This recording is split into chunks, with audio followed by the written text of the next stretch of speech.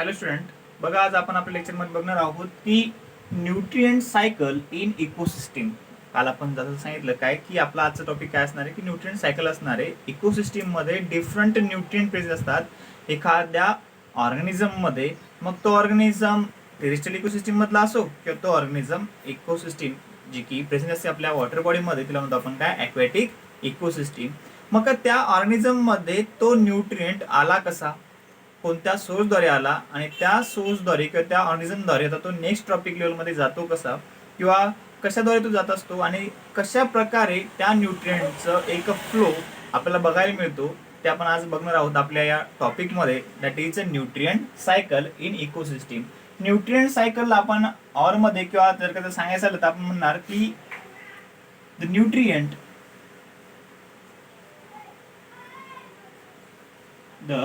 Nutrient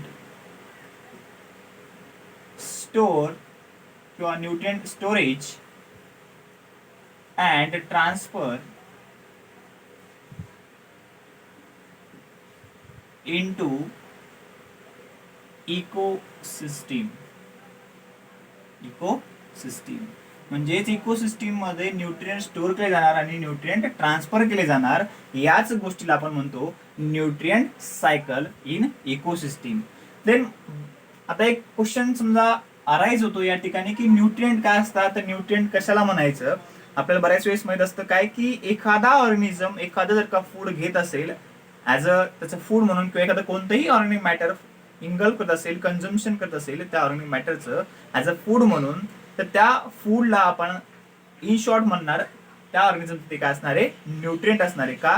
कारण की त्या फूडमध्ये पर्टिक्युलर जे काही व्हिटॅमिन्स असणार आहेत, प्रोटीन्स असणार आहेत, किंवा आपण ऑर्गमध्ये म्हणणार की हे जे काही सगळे मायक्रो आणि मॅक्रो न्यूट्रिएंट्स असणार आहेत, तर ह्या सगळ्या गोष्टी जे काही कॉम्बिनेशन असतं त्या ऑर्गॅनिक मॅटरमध्ये प्रेझेंट असतं ऍज अ फूड म्हणून. मग त्या फूडलाच आपण काय म्हणणार, न्यूट्रिएंट म्हणणार. का? कारण की तेच फूड न्यूट्रिएंट म्हणून रोल प्ले करतं आणि न्यूट्रिएंट जर का आपल्या बॉडीमध्ये जात आहेत किंवा एखाद्या ऑर्गॅनिझम मध्ये जर का जात आहेत, तर ते as a growing product or growing nutrient म्हणून आपण त्याला एक नाव देऊ शकतो. कारण की ते रिस्पॉन्सिबल असतं आपल्या बॉडीसाठी, आपल्या बॉडीमध्ये जे काही मेटाबॉलिक रिॲक्शन्स असतात त्या घडून आणण्यासाठी. म्हणून त्या फूडला न्यूट्रिएंट आपण असं म्हणू शकतो. किंवा food nutrient means what, in short that is food we can any time eat or anywhere eat as a food. Then बघा की रिझर्वायर ऑफ अ न्यूट्रिएंट.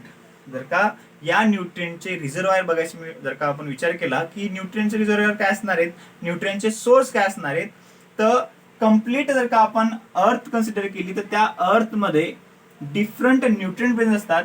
ते डिफरंट न्यूट्रिएंट्स मग अर्थच्या टेरेस्ट्रियल एरियावरती किंवा अर्थच्या ॲक्वॅटिक एरियावरती काय असतात, ते प्रेझेंट असतात.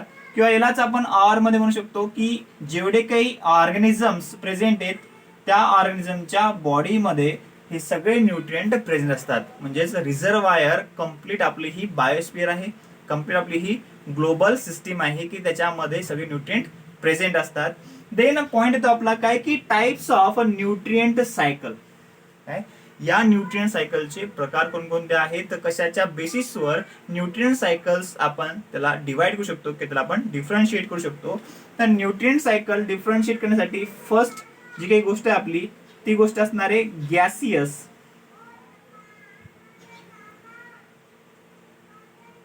आणि सेकंड जी काही गोष्ट असणार आहे ती असणार आहे सेडिमेंट्स. गॅसियस अँड सेडिमेंट्स म्हणजे अशी गोष्ट की जी आपल्याला या ऍटमॉस्फिअर मध्ये बघायला मिळते, किंवा असे न्यूट्रिएंट की जे आपल्याला बघायला मिळतात किंवा आपल्याला इझिली मिळू शकतात या ऍटमॉस्फिअर द्वारे. आणि देन जे काही सेडिमेंट्स म्हणतो आपण, म्हणजेच जे डेड ऑर्गॅनिक मॅटर असणारे किंवा कोणते एखादा ऑर्गॅनिक मॅटर असणारे, मग ते आपल्या अर्थ सरफेस वरती किंवा अर्थ मध्ये किंवा जे काही मिडल लेवल पर्यंत आपण म्हणतो की फॉसिलच्या फॉर्म मध्ये सुद्धा आपल्याला काय आढळू शकतं, आपले हे न्यूट्रिएंट आढळू शकतात. जर का फॉसिल फ्यूल बर्न झाले, त्याला जर का आपण जाळलं तर ते कन्व्हर्ट होतात या गॅसेसच्या फॉर्म मध्ये, किंवा ते रिलीज होत असतात गॅसच्या फॉर्म मध्ये. म्हणूनच दोन वेगवेगळ्या फॉर्म मध्ये आपण सांगू शकतो काय की न्यूट्रिएंट सायकल होत असते, किंवा न्यूट्रिएंट सायकलचे प्रकार आहे तर ते डिपेंड करतात की ती मग गॅसियस असो किंवा सेडिमेंट असो. देन मग आता बऱ्याचशा वेळेस ह्या दोन गोष्टी महत्वाच्या असतात आपल्याला डिस्क्राईब करायला न्यूट्रिएंट सायकल या इकोसिस्टीम मध्ये. देन जी काही एक बेसिक गोष्ट आहे ती बेसिक गोष्ट म्हणजेच आपल्याला या टॉपिक मध्ये दोन वेळा गोष्टी शिकायच्या आहेत. तर मग गॅसेस जे काही न्यूट्रिएंट सायकल असणार आहे त्याच्यापैकी आपण आज शिकणार आहोत कार्बन सायकल अँड सेडिमेंट मध्ये शिकणार आहोत फॉस्फरस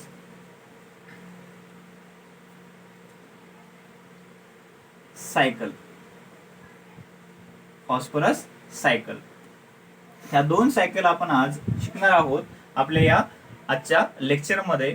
देन बघा मग जर का आपण कन्सिडर केलं किंवा फर्स्ट टॉपिक जर का आपला घेतला आपण कोणता कार्बन सायकल, तर कार्बन सायकलचा सुद्धा आपण फर्स्ट पॉइंट इंट्रोड्यूस करू शकतो काय की मग कार्बन साठीचा जो काही रिझर्वायर असणार आहे किंवा कार्बन ॲज अ न्यूट्रिएंट, मग ह्या कार्बन न्यूट्रिएंटचा रिझर्वायर काय असणार आहे, मीन्स व्हॉट एक सोर्स कोणता असणार आहे, तर आपण कन्सिडर करू शकतो.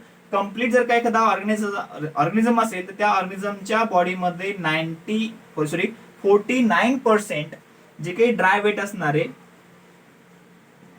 ते असतं ऍज अ कार्बन. देन आपण जर का आपला विचार केला कम्प्लीट ग्लोबलचा, आपल्या कम्प्लीट ग्लोबल मध्ये किंवा अर्थ आपण त्याला म्हणू समजा, त्याच्यावरती 71% सोर्स असतो कार्बनचा.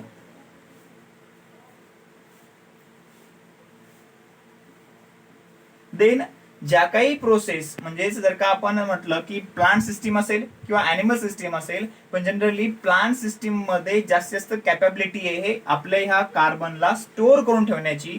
तर मग जर का आपण विचार केला त्या गोष्टीचा तर आपण सांगणार 4 × 10⁻13 kg amount are stored by plants किंवा stored by photosynthesis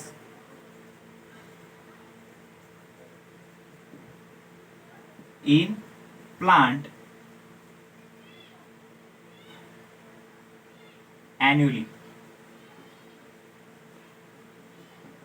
बघा जर का आपण ऑन ॲन एव्हरेज जर का विचार केला कम्प्लीट आपल्या या इयरचा, तर एका इयर मध्ये किंवा एका पर्टिक्युलर सीझन मध्ये किंवा आपण म्हणणार एक कम्प्लीट इयर मध्येच म्हणू आपण ॲन्युअली जर वर्ड यूज करतो आपण, तर 4 × 10⁻13 kg इतकी सारी कार्बनची अमाऊंट बाय फोटोसिंथेसिस स्टोअर केली जाते एखाद्या प्लांट सिस्टीम मध्ये. मग जर का एवढी अमाऊंट कार्बनची स्टोअर असेल तर आपण म्हणणार तो एक प्रकारचा काय आहे, रिझर्वायर आहे किंवा प्लांट मटेरियल एक प्रकारचं रिझर्वायर आहे कशासाठी, आपल्या कार्बनसाठी. देन जर का आपण विचार केला आपल्या या सेडिमेंटचा, तर सेडिमेंट मध्ये जे काय आपण सांगणार आहोत तो फॉस्फरस सायकल. हा फॉस्फरस सायकल ऍज अ सेडिमेंटच्या फॉर्म मध्ये म्हणजेच ऑर्गॅनिक फॉर्म मध्ये सुद्धा प्रेझेंट असतो. म्हणजे जर का कन्सिडर केला आपण एखादी बॉडी एखाद्या ऑर्गॅनिझमची किंवा अगेन आपण युज करतोय फॉसिल फ्युल्स हा शब्द, म्हणजेच जर का अर्थ सरफेसच्या खालचा जो काही रिजन असणार आहे या ठिकाणी सेडिमेंटच्या फॉर्म मध्ये, मग ते सेडिमेंट एखाद्या ॲनिमलची डेड बॉडी असो किंवा एखाद्या प्लांटचं कम्प्लीट स्ट्रक्चर पूर्ण या जमिनीखाली गेलेलं असेल, जसं काय म्हणतो व्होल्कॅनिक इरप्शन सुरू असतात, अर्थक्वेक सुरू असतात, या सगळ्यांच्या इफेक्टमुळं हे सगळे ऑर्गॅनिझम या मातीखाली किंवा जमिनीखाली गाडले गेले जातात आणि त्यांचं कन्व्हर्जन ऍज अ सेडिमेंट मध्ये होत असतं. म्हणजेच हा सगळा फॉर्म आपल्याला ज्यावेळेस सेडिमेंटच्या फॉर्म मध्ये किंवा सॉलिडच्या फॉर्म मध्ये आपल्याला आढळतो, तर हा फॉर्म आपल्याला कन्वर्ट करावा लागतो दुसऱ्या फॉर्म मध्ये, किंवा जर काही कन्व्हर्जन झालं किंवा कंबशन जर का झालं तर त्याच्यामधून रिलीज होत असतात आपले असे हे फॉस्फरस सारखे, नायट्रोजन सारखे किंवा कॅल्शियम सारखे न्यूट्रिएंट, आणि तेच रिलीज होतील आपल्या कम्प्लीट ऍटमॉस्फिअर मध्ये. म्हणून काय म्हणतो की सेडिमेंट मध्ये असे फॉस्फरस सायकल आपण सुद्धा बघणार आहोत. किंवा हे जे काही सेडिमेंट्स असणार आहेत किंवा फॉसिल फ्युल्स असणार आहेत हे एक गुड एक्झाम्पल असणार आहे आपल्या या सेडिमेंटसाठी किंवा फॉस्फरस सारख्या न्यूट्रिएंटसाठी. तसंच मग जर का कार्बन जरी म्हटलं तरी कार्बन आपण इथं फॉसिल फ्युल सांगतोय, तर हे सुद्धा एक गुड एक्झाम्पल आहे किंवा गुड रिझर्वायर आहे कशासाठी, आपल्या कार्बन न्यूट्रिएंटसाठी. देन आपण बघितलं काय की रिझर्वायर कोणकोणते आहेत आपल्या कार्बन सायकलचे. आता थोडक्यात आपण डिस्क्राईब करू कार्बन सायकल. आपण स्ट्रक्चर बघू कार्बन सायकलचं, देन त्या स्ट्रक्चरला थोडक्यात डिस्क्राईब करू. तो पण तुम्ही याचा स्क्रीनशॉट काढायचा असेल तर काढून घ्या. बघा आपलं स्ट्रक्चर काढून झालेलं आहे. देन स्ट्रक्चर तुम्ही सुद्धा ड्रॉ करू शकता. देन स्ट्रक्चर ड्रॉ करता करताच तुम्हाला फोकस करायचंय, आपल्याला या सायकलला थोडक्यात डिस्क्राईब करायचंय.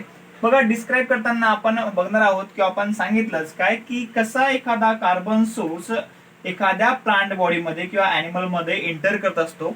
ठीक आहे, म्हणजे तुम्हाला सांगितलं जर का माझ्या बॉडीमध्ये कार्बन असेल किंवा एखाद्या प्लांट बॉडीमध्ये कार्बन असेल तर तो एंटर कुठून झाला, त्याचा सोर्स काय होता, त्याचा रिझर्वायर काय होता.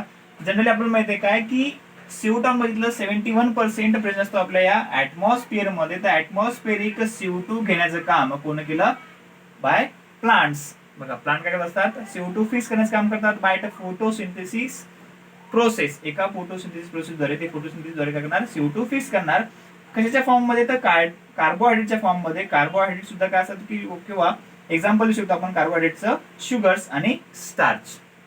म्हणजे एखादा प्लांट असेल किंवा प्लांट सिस्टीम असेल किंवा आपण याच्यामध्ये सांगणार एखादा पॉइंट आहे आपण टाकू शकतो की the carbon enters into biotic ecosystem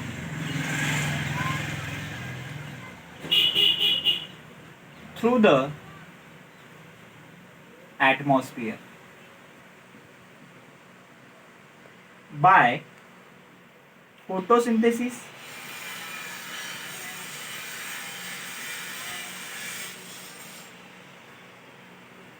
or photosynthetic bacteria, cyanobacteria,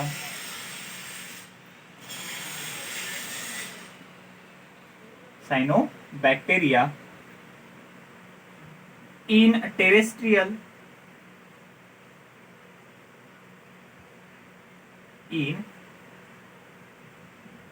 terrestrial ecosystem, while phytoplanktons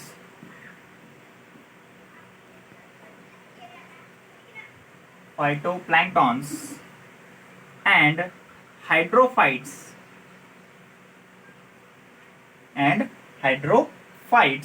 in aquatic ecosystem. बघा पण काय म्हणतोय, जर का टेरेस्ट्रियल इकोसिस्टीम असेल तर by photosynthesis process photosynthetic bacteria, cyanobacteria या सगळ्या ऑर्गॅनिझमद्वारे इझिली ऍटमॉस्फेरिक CO2 काय होईल, कम्प्लीट आपल्या या टेरेस्ट्रियल इकोसिस्टीम मध्ये एंटर करेल. देन एंटर झाला तर एक फूड फॉर्म तयार होईल. हा फूड फॉर्म कंझ्युम करण्याचं काम आपल्या या अर्थवरचे जे काही ऑर्गॅनिझम्स असतात, अॅनिमल्स असतात, ते कंझ्युम करतात ऍज अ फूड. देन हेच फूड किंवा हेच जे काही कार्बनचा सोर्स आहे किंवा कार्बन फॉर्म आहे शुगरच्या फॉर्म मध्ये किंवा स्टारच्या फॉर्म मध्ये किंवा ऍज अ एनर्जीच्या फॉर्म मध्ये, तो ट्रॉपिक लेवल जी की चेंज होत राहील प्रत्येक ऑर्गॅनिझमची, त्या ऑर्गॅनिझमच्या प्रत्येक त्या ट्रॉपिक लेवल मध्ये तो कीप मुव्हिंग करत राहील, नेहमी तो मुवमेंट करत राहील, ट्रान्सफर होत राहील. म्हणजे स्टोरेजच्या फॉर्म मध्ये सुद्धा तो काय होतोय, ट्रान्सफर होतोय. तो स्टोरेज केलेला जो काही फॉर्म आहे आपला कार्बनचा ऍज अ एनर्जी सोर्स म्हणून सुद्धा ते अॅनिमल्स काय करत असतात, घेत असतात, आपल्या बॉडीमध्ये ट्रान्सफर करत असतात. देन ज्यावेळेस ही सगळी प्रोसेस सुरू असतील त्यावेळेस आपण बघितलं एनर्जीचा फ्लो जसं सुरू असतो त्याच प्रकारे कार्बन सुद्धा रिस्पिरेशनच्या फॉर्म मध्ये, मग बाय प्लांट असो बाय अॅनिमल असो, रिस्पिरेशनच्या फॉर्म मध्ये काय होतोय, अगेन ऍटमॉस्फिअर मध्ये तो रिलीज होतोय. देन ज्यावेळेस अॅनिमल किंवा प्लांट मटेरियल कन्वर्ट होईल डेड ऑर्गॅनिक मॅटर मध्ये, तर ह्या डेड ऑर्गॅनिक मॅटरला अगेन आपल्या या ठिकाणी किंवा ह्या डिटेल्स चेन मध्ये आपण बघितलं होतं की डिकम्पोजर्स किंवा मायक्रो ऑर्गॅनिझम्स खूप छान प्रकारे रोल प्ले करतात. म्हणजे या ऑर्गॅनिक मॅटरला इनऑर्गॅनिक फॉर्म मध्ये कन्वर्ट करण्याचं काम करतात. देन ज्यावेळेस इनऑर्गॅनिक फॉर्म मध्ये कन्वर्ट झालं तर आपण म्हणणार इझिली सगळे न्यूट्रिएंट किंवा कार्बनचा सोर्स आपला कम्प्लीट स्टोअर केला जाईल किंवा तिथं तो साठवला जाईल आपल्या या सॉइल मध्ये ऍट अ गिव्हन टाइम. म्हणजे बऱ्याचशा वेळेस किंवा सीझनल पिरियड मध्ये जास्तीत जास्त कार्बन आपल्याला आपल्या सॉइल मध्ये बघायला मिळतो. त्याला एक आपण वर्ड यूज करू शकतो, त्या सोर्सला सॉइल मध्ये जर का कार्बन सोर्स असेल त्याला म्हणतो आपण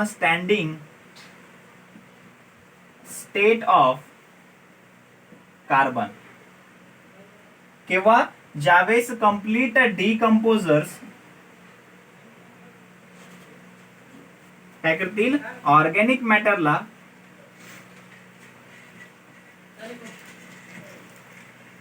डिकम्पोज करतील. काय करतील, डिकम्पोज करतील. त्यावेळेस त्या सॉइल मध्ये एक स्टँडिंग फॉर्म असणार आहे, प्रेझेंट असणार आहे आपल्या त्या कम्प्लीट कार्बनचा. देन डेड ऑर्गॅनिक मॅटर हा एक आपला अर्धा पार्ट. देन अगेन कार्बनचा source as a fossil fuel मध्ये सुद्धा आपल्याला आढळतो आपल्या त्या सॉइल मध्ये. ज्यावेळेस फॉसिल फ्युल्स यूज केले जातात as a energy form in industry,